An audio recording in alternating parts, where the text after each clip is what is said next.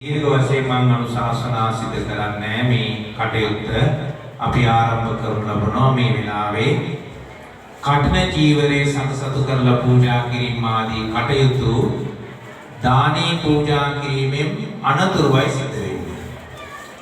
ඒ අනුව මුලින්ම මේ අත් සකස් කරලා තියෙන දාණය මේ ඉදිරිපිට තැන්පත් කරලා නැතත් එහා පැත්තේ තැන්පත් කරලා තියෙනවා. මෙතන තිබුණේ නැහැ කියලා ප්‍රශ්නයක් නැහැ. හිතින් ඔබ ගෙනපු වැන්දන දානේ අවුරුපත් සියල්ල බුද්ධ ශාසනයට පූජා කරලා හාමුදුරන් වහන්සේලාට අපෝපස්ථාන ආදී කටයුතු සිදු කරලායි පසුව කඨින චීවරය පූජා කිරීම සිදු කරනු ලබන්නේ.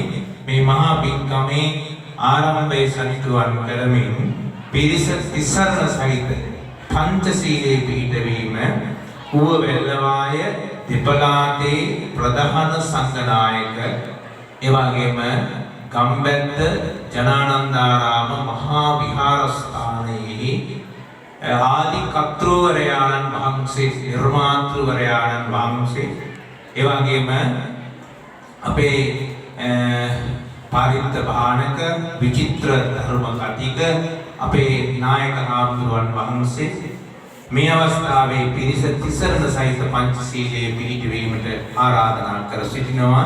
ඒ වගේම දානය සංඝසතු කිරීම ආදී කටයුතු රතන ජෝති මහා පිරිවෙනෙහි කෘත්‍යාධිකාරී තැන්පත් ගල්ලේ දණ්ඩ ශ්‍රී විජිතාරාමාධිපති ගරු කටයුතු ලොකු හාමුදුරුවන් වහන්සේට ඉතාම ගෞරවයෙන් යුතුව ආරාධනා කර සිටිනවා.